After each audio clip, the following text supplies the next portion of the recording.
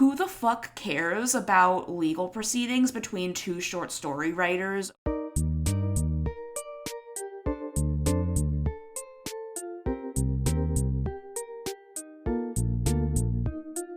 Welcome to Wow If True, the podcast of your wildest memes. We talk about niche internet fame, interview people who are making it on the internet, and chart our own misguided quest for online attention. I'm your chunky monkey, Isabel. Oh man, this is gonna be an episode. And I'm Amanda. Anyone can be famous on the internet, so, why not Dawn and Sonia?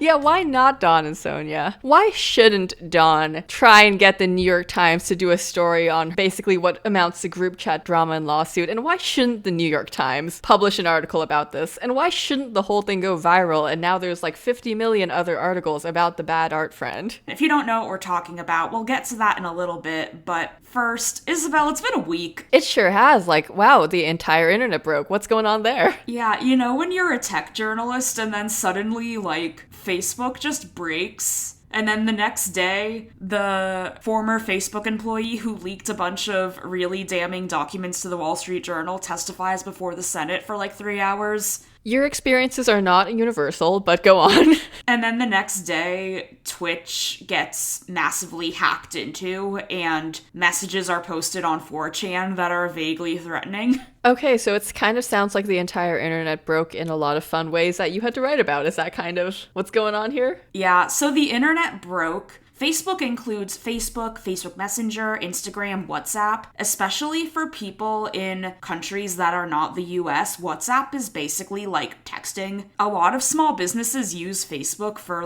business. So they were out for more than 6 hours, which is, I'm not exactly sure, but I think it is the longest, if not the second longest outage in Facebook history. During this outage, there were rumors floating around on Twitter that Facebook employees also were not able to use their key cards to get into the Facebook building, and thus engineers or whoever fixes the servers weren't able to go in to fix the servers. And a New York Times reporter tweeted that there was somebody had to come in with a pickaxe or something. I can't remember the exact. I heard that they needed an angle grinder or something to yeah. actually saw through the locks to physically break into their own offices. Yeah, angle grinder is what I was looking for, not pickaxe. I was just I don't know.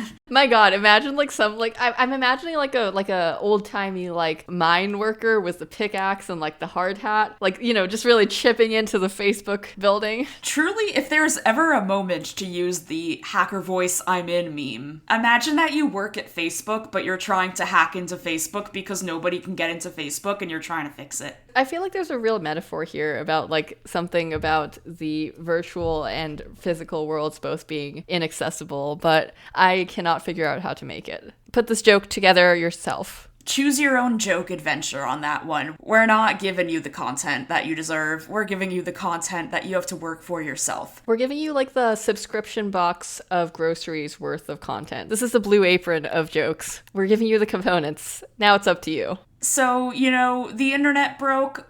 We're personally broken. I'm honestly fascinated by the choice of the Instagram comms team, because then on Friday, Facebook went down again for half an hour or so, and the Instagram comms team was just upside down smiley face emoji. That's funny. No, I think that was actually a good choice on the Instagram comms team. And it's really funny to think about how your communication strategy is to make fun of yourself. That's when you know it's bad. You know what I think was interesting, though, is that if you were, not in the demographic that uses Instagram and Facebook and WhatsApp, and, in America, that means if you're not a millennial, you had no idea what was going on. It didn't matter to teens, I have a group chat that is active literally every day, but there's people, it's a 4-person group chat, and I realized that one of the people, I don't actually have their phone number. So we made a text group chat to substitute for our Facebook Messenger group chat. Someone on Tumblr started emailing their friends back and forth. rather than like, you know, after WhatsApp was down. And I'm like, you know, honestly, modern problems require ancient solutions. Honestly, like, that's what I would do when I had college internships where I just, like, didn't have any work to do. But you don't want to make it seem like you don't have any work to do. So I would just type, like, long emails to my friends and then have, like, epistolary exchanges while I'm just, like, at a PR agency in Brooklyn, like, getting yelled at for tweeting about Odessa. That was another thing, was there was a tweet going around that was like, what's the stupidest thing you've ever gotten in trouble for at work? And mine was that when I did a really bad music PR internship in college, I got in trouble for tweeting that all I learned at the internship was how to spell Odessa. That's funny. I think you shouldn't have gotten in trouble for it. Oh, I cried. I'm sorry about that. Hey, I have a really good segue here. You know what's something that you can get in trouble for at work? What? Plagiarizing a Facebook post of an acquaintance talking about how she donated her kidney. Yeah, you know, that could really get you in trouble at work and also in life. And then also in the public court of Twitter, when every random person on Twitter decides that they're going to judge your validity as a human being based on a New York Times article about a dispute with a friend that turned into a lawsuit. And if you don't know what we're talking about Bad Art Friend, aka the kidney drama that was going viral last week now, when the New York Times published an article called Who is the Bad Art Friend? I think that the Bad Art Friend discourse happened like Monday or Tuesday that article came out, and that was when I was like simultaneously reporting on Facebook being out and also reporting on the Senate whistleblower hearing. And for so long I was like, is the kidney drama, the Bad Art Friend drama, and the subpoenaed group chat drama the same drama? And the answer is yes. Yes, it is all the same drama. Before we go any further, we should give the summary of what happened in the Bad Art Friend article, because it's long. I listened to the audio version of the article, and it is over an hour long. But okay, before we do that, I'm gonna pitch why this is interesting to you, Craig, who doesn't know what the fuck we're talking about. Before telling you what it is, we're gonna tell you why it's interesting. I think this is important because it's such a fucking weird topic. Like, when I started writing down what we were gonna write, I have 2.5 pages of this, by the way, Craig. Like, fucking sit down, shut up, listen. This is the most notes Isabel has ever taken for our podcast. Yeah, no, listen, I care about this because all of the things happening in this drama are at the perfect intersection of my interests. It's copyright law, it's about short stories, it's about writer drama, and of course it's about going viral on Twitter and having your group chat posted in the New York Times. So I've read all the court documents available to the public, I've read the short story, I've consumed so many articles and tweets about this, and to sum up kind of what's going on, do writers not care about my kidney donation? And I think what's most compelling about it is that no one comes out from it looking good. There's so many different angles to take this from, like white woman feelingsy privileged stuff attacking woman of color, unpublished writer versus published writer who has a lot of like writer clout, guy who is not in the secret group chat that like always springs from the bigger group chat versus guy who is in the secret group chat. And it's essentially high octane drama about fundamentally pointless stuff that affects no one's lives except for these two women whose lives it affects very much. So Amanda, do you want to say what it's actually about? Okay, so basically, enter Dawn. White woman, comes from what she calls a traumatic childhood background. She is a writer. Enter Sonia, Asian American woman, also a writer. They are in the same writing group. Dawn thinks they're friends. Sonia's kind of like, I'm too cool for you, but like, whatever, you're not hurting anybody. Dawn decides to give a kidney donation, like, to a stranger, just sort of like a, hey, people need kidneys, I have 2 of them, I only need 1, I'm gonna get surgery to get my kidney taken out of my body for somebody else to survive, which is a very impressive, selfless thing to do. Just as an aside, this was in 2015. Craig, you need to know how long this journey has gone. So, Dawn makes a Facebook group posting about her kidney donation and like just updates on her kidney donation. She goes to AWP, which is a yearly writers conference that like, oh my god, it's in Philly this year and I'm like dreading it. Like, I'm not going to go to the actual conference, but like, as a Philadelphia poet, I am dreading so many poets being in Philadelphia. What do you think the poets will do to Philadelphia? Writers are so annoying. Like, poets are so annoying. It's like, you're all competing for the same, like, golden trophy, and the golden trophy is, like, a professor job that pays, like, $30,000 a year. That's about how it goes. Like, to put this in context, this is about, like, people who... This short story this is about was sold for $425. Which, that's actually a lot for a short story, which is sad. So, in this Facebook group, Dawn posts a letter that she wrote to her person who received her kidney, and it's like, hey, I don't know you, but I want to give you the gift of life, blah blah blah. Sonia takes the letter and puts it in a short story about a white woman who thinks that she's the greatest person in the world for donating a kidney, and apparently this short story, which I have not read but Isabel has, is about like white privilege and white savior complexes and whatnot. Prior to her writing the story, there was also like a couple of email exchanges between Sonia and Dawn, because Dawn kind of thought that they were better friends than I think Sonia did. And Dawn was like, why is nobody interacting with my kidney posts? Which is like, you know, okay, like we could unpack that for like half an hour, because that's like a lot as a statement. Oh, and sorry, that's why I brought up AWP, because Dawn went to AWP and she was like, how come nobody's asking me about my kidney donation? I feel like that's not great, but also it's, so far nobody's acting outside the bounds of sanity. Eventually, Sonia writes this short story that directly copies Dawn's Facebook post. Also, because Sonia wasn't interacting with Dawn's posts,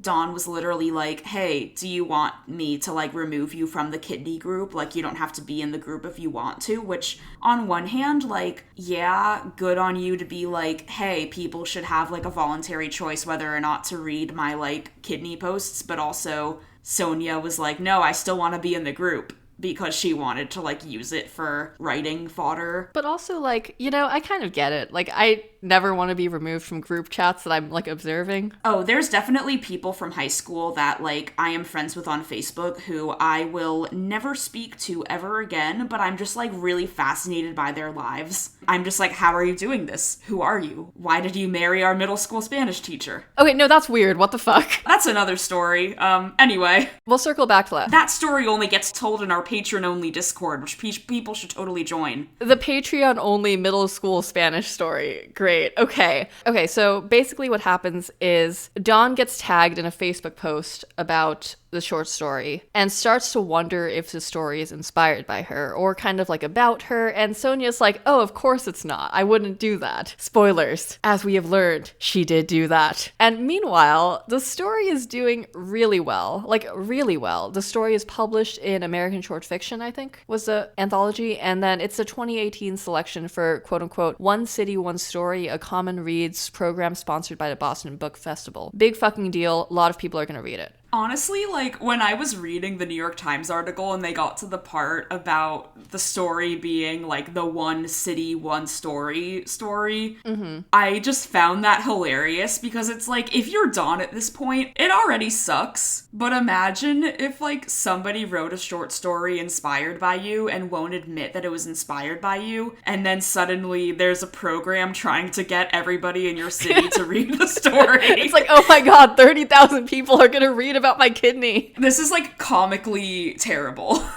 But also, like, it's only 30,000 people. Like, in the grand scheme of things. As the two of us both know from being literary writers, nobody reads literary writing. Yeah, there's like 4 people, and they're like the guys like who edit the magazines. The only people that read literary magazines are the people submitting to the literary magazines. And this is why everyone involved in the literature scene fucking sucks. Anyway, this is when Dawn starts pushing back, and she contacts the Boston Globe, every single like writers group that Larson has been associated with, the group that's doing One City, One Story, and she hires a lawyer who agrees that Dawn has a copyright claim, and then sends a cease and desist to the Boston Book Festival. So, like, this escalated very quickly from no legal aspects to many legal aspects. And then Larson gets her own lawyer, who claims in return defamation, and then basically there's like a lot of suits and countersuits happening here, and then the story is pulled from the Common Reads program because the Boston Book Festival stuff is like, hey, what the fuck, we don't want to deal with this. It's not our problem. When this sucks if you're Larson, right? Like, this sucks if you're Sonia. This also sucks if you're the Boston Book Festival, and like, you probably have very little money, and all of a sudden there's like legal threats over a short story, and it's like, damn, there's a lot of good writers in Boston. Let's just, like, do another story. Literally, I think that's what it was. And now there are basically multiple lawsuits flying around about the story that was $425. I cannot stress that enough. And during this process of discovery, it comes out that Larson did plagiarize Dawn's kidney letter, posted on Facebook, and that everyone involved lied about it. And because by everyone, let's back up a minute. There's a third party in here that we haven't been talking about. And the third party is the Chunky Monkeys, which is the writers group chat that Sonia is part of and Dawn is not, but both of them are associated with a larger writing group. And then the group chat has basically been talking shit about Dawn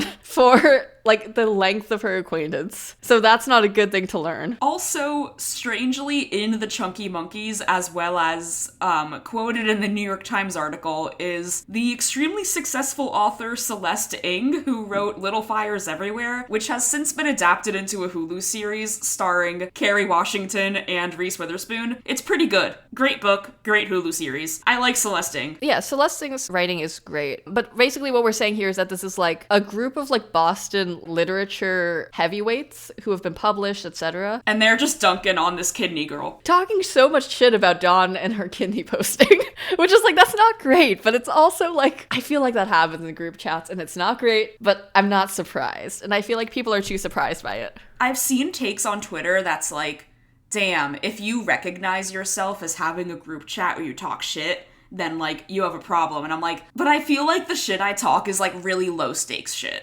Give me an example about the shit you talk. I don't know. Like, I was most involved in, like, literary drama, like, literally in high school. I was involved in literary drama. I wrote an essay in Electric Lit about this, and there were a lot of plagiarism scandals in, like, the competitive high school poetry scene, which is a thing that exists. That's so much. All the high school kids are so eager to, like, game the system that they will go into, like, the archives of, like, old literary magazines that they think no one's gonna read and, like, lift poems. There was, like, an Atlantic article that was referencing a teenage plagiarism scandal, and I'm just like, girl, I don't know. But I feel like when you're, like, 16 and you're watching people that you know get, like, written about in the Atlantic for plagiarizing, you're like, damn, this is wild. I feel like that would have a strong impression on me if I knew about that, if that would have been something that happened to me. Fortunately, I only get involved in writer group chat drama as an adult.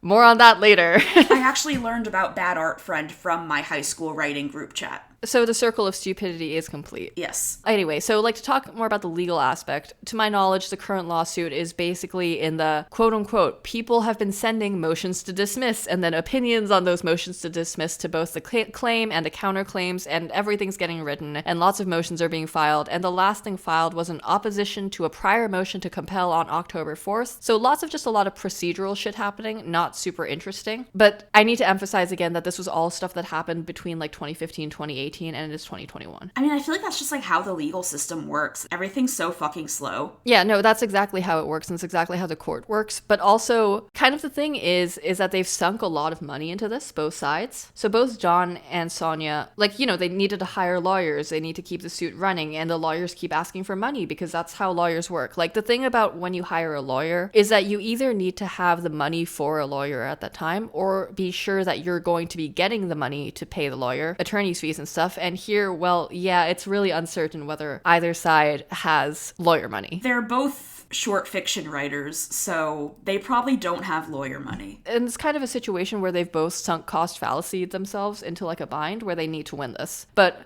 what was interesting is that this hasn't been settled. And the reason why I'm saying this is interesting is because most cases usually settle. It's very rare for stuff to actually go to court. And I feel like that's something that you know if you work in the legal system, but if you might not know if you watch a lot of legal dramas where everything happens in court. And it's interesting that this hasn't also been thrown out of court, because it's essentially what's going on here is the charges are basically, when you dumb it all the way down, it's she copied my Facebook post. And she's talking shit about me. This is probably my hot take on the situation, but I don't think that it's that big of a deal that Sonia plagiarized this Facebook post. It would be totally different if Sonia plagiarized Dawn's creative fiction. I mean, it's a 20-page short story. Amanda, you're gonna get canceled now. I'm gonna cancel you on Twitter now, and you can sue me, and then I can sue you back, and then we can both get a New York Times. Yeah, we should do that. It's performance art. Yes, I think Sonia should have been honest with Dawn and shouldn't have tried to, like, hide the fact that she literally copied her work. I mean, I haven't read the story, but as somebody who read the story, do you think that this would have worked if it was, like, some other kind of altruistic act and not specifically a kidney donation? That would change the nature of the story substantially. Let's actually get into that, because I think one of the interesting things to talk about is, like, is the story good, and, like, the ethics of fictionalizing other people's lives, or what you imagine other people's lives are like, and taking other people's writing and rewriting it. And I think that's actually a different question than whether there was actual copyright infringement and who was, like, a legal argument, which is another, actually, I think, kind of interesting question that we should talk about later. AKA, I'm gonna do a copyright primer, and you're gonna cut every bit of it that's not interesting. Yeah, so the story essentially is about a lower middle-ish class Asian woman who has kidney failure, body breaking down, that sort of shit from alcoholism. And then she gets a kidney donation from a white woman,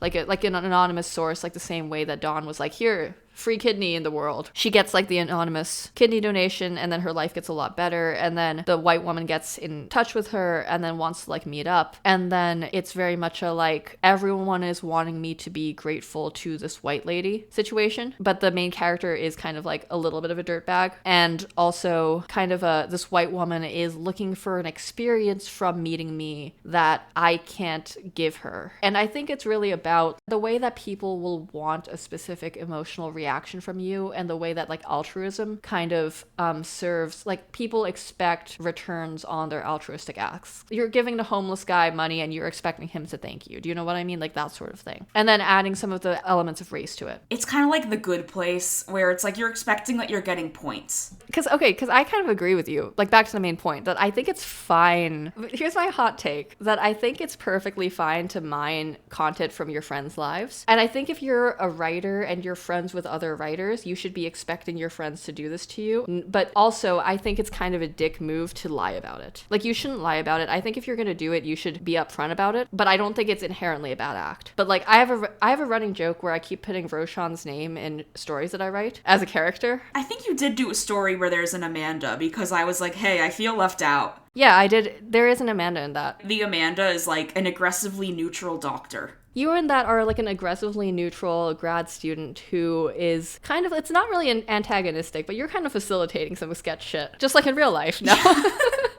You know, because I think it's, like, one of those things where where the fuck does art come from, right? Like, art comes from life. Short stories, I cannot emphasize enough how much they are about nothing. Yeah, this is why people don't read literary fiction, because it's literally about nothing. Well, everyone should read my fiction, because it's about wizards. And this is where we do the ad break. Okay, so since we still don't have sponsors, looking at you, any major brand that wants to sponsor us, we are still going to use these ad spots to just kind of promote our own shit. And I'm going to promote, next week I have a short story coming out in Choreo, which I'm probably saying incorrectly, Khoreo, which is like a diaspora science fiction magazine that is A, very cool, B, podcasting one of my works, and you should go listen to it because it is very creepy, very cool. The narrator does a killer job, and I would like for people to consume my content, and I promise it is about something and not nothing. I do think that Isabel's short fiction does generally involve things, so, you know, what better endorsement is there? I've got things, I've got stuff, sometimes I have my friends' names in there, like, what more can you ask for? Sometimes I talk about race, my god, like, that's the whole short fiction soup you got right there. Yeah, you know, just like Sonia, who also talked about race. Yeah. You know, okay, the other thing I think about Sonia that we didn't... The ad is over now. Yeah, the other thing about Sonia is that Sonia is half Asian. So, I don't know. I feel like diaspora fiction's always kind of complicated, but she always writes about, like, Asian people. And I think that's fine, but also sometimes I feel weird about it. But then I feel weird about, like, whenever anyone does anything about Asia, including myself. I feel this is equal opportunity weirdness. Hey, editing Amanda here. Just want to pop in and say that we delved into some heavy racial and religious issues just off the cuff, and we didn't totally clarify our points of view, but I just wanted to affirm that people are valid in their experiences in religion and their race, regardless of how quote-unquote much of something you are, whatever that means. But I think what we were trying to say here is that different people have different experiences, and sometimes that's shaped by how you were raised and how heavily your culture figured into that, but no one should have to prove that they are enough of their identity, but also individual people have individual experiences that are different from one another. Nuance. Not to, again, cancel myself for like the fourth time on this episode, but Amanda, I can't keep suing you. I don't have the money for this. I wonder if the way that you're feeling about Sonia and like Diaspora is the way that I feel with like, I think that like converted Jews are Jews, but at the same time, I think it's like not one-to-one. I think what you're talking about is like the difference between adopting a culture and being born into it, and I think that's a fair thing to have some weird feelings about. But then at the same time, it is more complicated than that, because even like I'm very much like both sides of the family going back generations and generations are Jewish, but then I have friends that have like one Jewish parent who know like way, way, way more about Judaism than I do, just because that one parent was like really diligent about Jewish education, and my parents were kind of just like, do what you want, make your own decisions about religion, which I think is a very good attitude to take toward religion, except that when you're like 10 years old and your parents are like, hey, do you want to go to Hebrew school? Like, you're not gonna say yes. Yeah, that's a question that has an easy answer. What you're talking about actually kind of reminds me of all the different degrees of Asian that a person can be, where like I'm a pretty shitty Asian, even though I grew up some in Korea and speak like decent Korean. My Korean's actually very shitty. Like everyone should know this. My Korean's very shitty. Well, when I've heard you speak Korean, I'm just like, damn, that's Korean. Yeah, that sure fucking is Korean.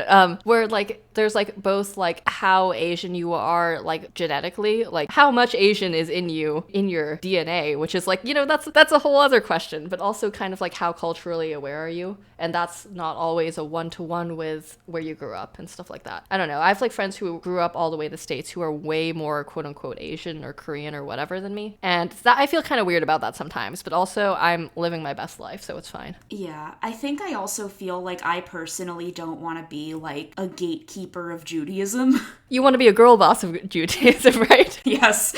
I'm gonna gaslight gatekeep Girlboss Judaism. Like, I have friends that are like not Jewish, and then they're like, I'm gonna sign up for this Jewish dating app, and I'm like, wait, because they want to meet Jewish guys? I don't know, man. It would be weird if you're like, if a Jewish person signed up for a Christian-only dating app. Like, that would be weird. And anyway, if anyone wants to take this conversation and turn it into a short story, you have our full permission. As long as you make me look good. No, you can make me look bad, actually. If you make me the villain, as long as you make me hot, that's fine. But yeah, I think that the racial aspect in this story is something that I feel like Sonia perceives Dawn as having white privilege, and Dawn perceives herself as having grown up in poverty. And I think there's also an element here of like guy who is part of the literature in group versus guy who is part of the literature out group. Oh, that's totally it. Because of the way the New York Times story is written, it's not chronological. And Michael Hobbs from the podcasts You're Wrong About and Maintenance Phase, highly recommend both. Don't send people to other podcasts. Stay here. We need you more than they need you. Anyway, Michael Hobbs is great, and he wrote an essay like the timeline of the events, and how when you see the timeline of the events in order, Dawn is a little more sympathetic, but the New York Times article makes you be like fully Team Sonia. But I think it's also because as you're reading it, you want to be part of the in-group. You want to be a chunky monkey. Okay, here's my hot take about this. I think overall, the Chunky Monkeys and Sonia were shitheads to Dawn in that they didn't tell her what they were doing. That being said, I'm part of group chats that shit talk, so like, you know, I can't really say anything. But also, I think Dawn's response was disproportionate, and I think she didn't know what she was getting into when she initiated the lawsuit. Because like once you start like legal wheels turning, it's a whole fucking situation. Like I understand why she felt attacked, but she also did things like call up every single writing group Sonia Sonia was in and tell her that like Sonia's like a filthy, plagiarizer, that sort of stuff. And in a very real way, she was attacking Sonia's professional persona in a way that Sonia had not attacked her. And the other thing that I think people are making a mistake about are talking about Sonia's like rough drafts versus her finished product as the same thing. Because I think if you write something down as the rough draft and don't publish it or change it after publication, I think that's kind of a different story than this is the end product. Does that make sense? Yeah, I don't think it's that uncommon when you base a character off of someone in real life to, like, have that person's name as a placeholder. I think a lot of people who aren't writers have been surprised by how messy writing is and how drawn from life a lot of fiction is. And I think that this lawsuit is really, like, opening that up to, like, the general public. People kind of want to believe that, like, writing is some sort of, like, ethically sound and morally beautiful activity. Like, the muse gives you an idea and you put it down, rather than, this guy annoys me so fucking much, he's going to be a character in my story now, when the latter happens far more than the former. I think all writers are simultaneously narcissists, but also really insecure. And this is kind of why Sonia and Dawn have ended up in this situation. I think both of them made mistakes here, and both of them made some pretty indefensible decisions, but I also kind of understand why this happened. I wonder if this brings us into the why did this go viral question, because, like, who the fuck cares about legal proceedings between two short story writers? Why do you think that this went viral, even though this is literally just, like, a moral battleground of nothingness? Yeah, this is really about nothing. And I think actually that's specifically why it went viral. Because it's high drama, low stakes, right? Where like nobody really gives a shit about who Dawn and Sonia are, other than through their actions in this Shakespearean narrative, if you will.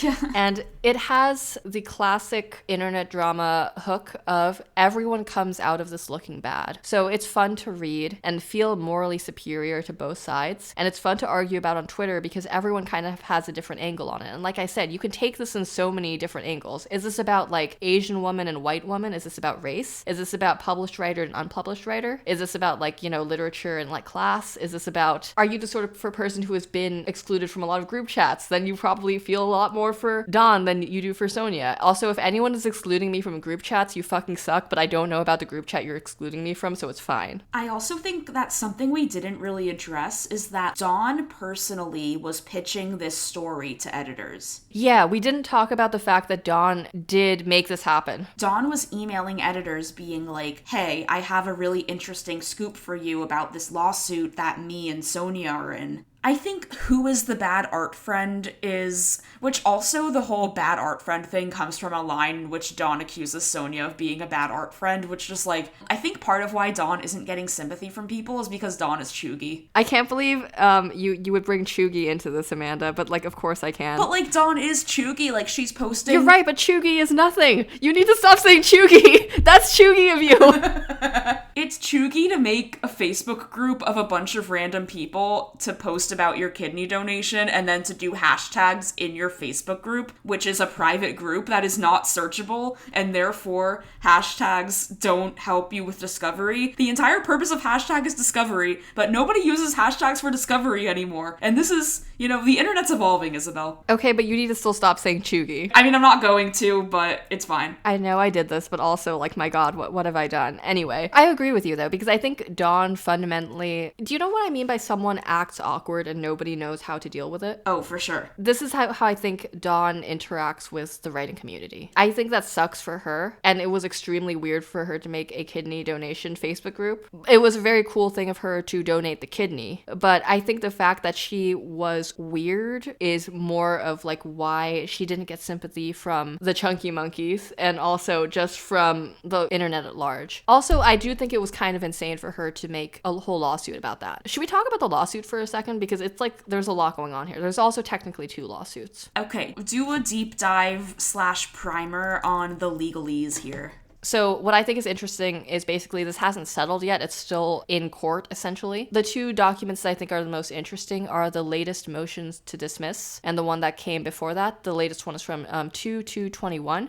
And I think that's the most fun thing to look at because the stuff against Dorland is actually kind of boring. In my opinion, it's really just like defamation stuff, which is a little outside of my wheelhouse. Also, just a disclaimer, none of this is legal advice. I'm not your lawyer. If you have copyright questions, go get your own lawyer or like look it up. I have to say this now. However, if you subscribe to the $10 tier on our Patreon, Isabel will give you monthly legal advice. No, I will not do that because that's how I get fired from my actual job. And do you know how many dollars my job is getting me? At least 4 or 5. To clarify, that was a joke. Lawyers, this is a joke. But okay, so does Dawn actually have a claim? So basically what she was claiming is that there was intentional infliction of emotional distress, which is a legal claim that you could make. It actually depends on what state you're in. And also that there was copyright infringement. It's a weird claim to be accusing someone of because it's very hard to prove. Anything that has to do with emotional damages is always so subjective that it's a hard legal claim to prove. And then, okay, to back up a bit, basically the motion to dismiss is saying that basically, hey, we should get rid of Dawn's claims because there was not intentional infliction of emotional distress. Then there were 3 things about the copyright that Sonia was like, hey, this should be thrown out because there was no actual infringement, or that any infringement that I did was cool, or that, first of all, procedurally, Dawn did not actually register her copyright, so there can be no attorney's fees awarded. So there was also something floating around on Twitter about Sonia lying under oath. Yes, Sonia did commit perjury.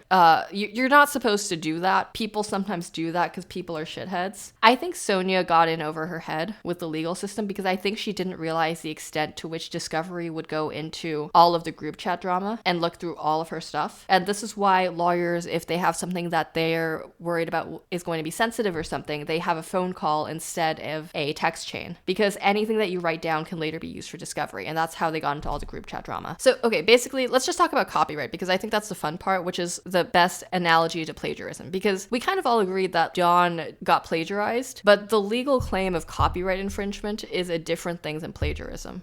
If you copy your friend's paper, that's plagiarism, but your friend's, AP US history paper was not copyrighted. Is that? No, see, it's still copyright infringement because actually copyright applies to documents basically the moment that they're fixed in a fixed medium. And what that means is it depends on what sort of creative work it is, right? So the reason that registration is important is that attorney's fees can't be available unless you register the copyright before you do the suit. But Dawn didn't do that. Dawn started the suit and then registered her copyright. So even if she wins, she can't get attorney's fees for her copyright claim. And attorney's fees, for anyone who doesn't know, is that you get the other side to pay the cost of your lawyer. You lose already by having to copyright a post that you posted in a Facebook group. Yes, you have morally lost. Emotionally, it's over for you. But anyway, so that was actually one of the things that was in the motion because they were talking about it. The thing about copyright infringement is that you can do it only by copying the actual text. It's not really about ideas or anything. But also, it's if it's close enough, if it passes the quote unquote substantial similarity test, then maybe a jury could find that this was infringement. But so basically what Sonia is saying against Dawn in this motion to dismiss the claim and is that, first of all, I didn't copy anything. And the judge is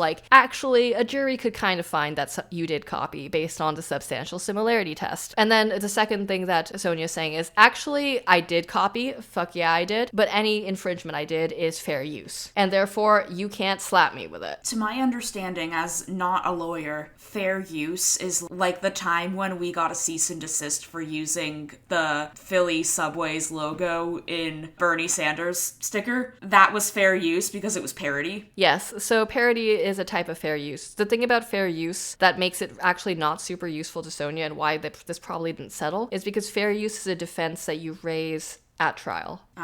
It's something that you raise and say that, look, I have a good case for fair use, and then someone will be maybe we can settle. Here it's a little bit more unclear, which I think is maybe why this is going to court and why neither side's lawyer is we should settle. Because if it becomes obvious, then they're not going to bother going to court. So this is going to court. So far, it looks like it's gonna go to court. I haven't read all the documents, only the free ones, so someone might have a different answer, but it looks like it's gonna be going to court. It has been in court, it will continue to be in court. This is just the part where I'm A, it's wild that this is going into court, and B, writer Twitter is gonna be so annoying if this goes to court. Writer Twitter is annoying to begin with, so that won't be a big change from them. You're so right, bestie. Yeah, I think kind of what this is a really good example of is the fact that if you need to call in a legal professional, you have already lost. And so nobody is winning. Neither party came out looking good in the discourse, and I don't think this is going to be good for anybody's career. That being said, I think way more people have read Sonia's story now. So in some ways, did Sonia win?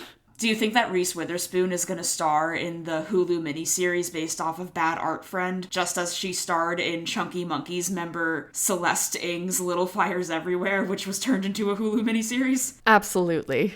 Have we learned anything from this? I think that we've learned what some of the ingredients in a story that will capture the attention of Twitter is. It's that the stakes have to be low because it doesn't deal you emotional damage to engage in it. When there's like political drama on Twitter, it gets to a point where it's just like, it physically hurts because it affects people. And it's like actually important. But I think that this is also kind of like, it's really easy to get on your high horse and be like, why do we care so much about other people? But it's like, okay, like if you watch The Bachelor, then you don't get to argue. But at the same time, if you're on The Bachelor, you're consenting to the scrutiny that comes with being a contestant on The Bachelor. And I don't know if that's true with person writes a story, suddenly they're getting attacked legally and through a New York Times feature, and everybody knows their business and subpoenas their group chats. I have 2 more comments to make about this. I think it was also super successful because the New York Times was able to get the group chats, where ordinarily, if there was no court case, they wouldn't have been able to do that, right? Because nobody in the group chat would have consented. But because these were already part of like the discovery and the documents that were publicly available, the New York Times could do that. The second thing is, I think I realized when you were talking about why this went viral and why this captured Twitter's attention, is that this reminds me of Bean Dad. Kidney Bean Dad. And that's the show. Thank you for listening, everybody.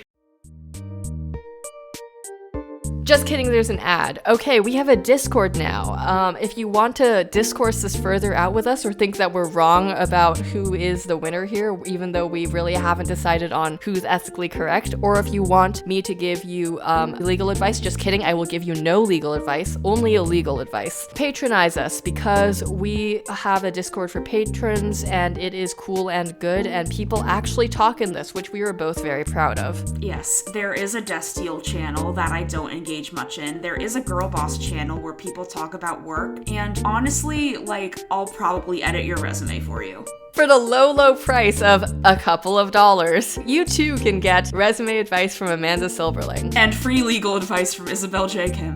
No legal advice whatsoever. And our Patreon is at patreon.com/wowoftrue. And if you like this episode, tell a friend. Word of mouth is how we grow. And maybe leave us a review on iTunes or wherever else. Honestly, just say that we're good on Twitter. We will be so happy about that. Like, we're real people and we get really excited about these things. Thank you to everyone who left a review so far. Thank you to all of our Patreon patrons. Shout out to Zoe Stoller, Bray, Andre Grant, Ultra Lord from Jimmy Neutron specifically. Another shout out to Sam Rizer, who made our podcast music. You can find us online at wowoftrue.com or on Twitter as @wowofTruePod and on Instagram and Facebook as @wowoftrue. If you want to throw us a couple dollars or you want access to Discord, you want to see the secret sauce, slide right into our Patreon at patreon.com/wowoftrue. And if you've had your 15 seconds of fame or have been in a court case that was in the New York Times or know someone who has, slide right into our Twitter DMs. Until next time, let's get famous on the internet.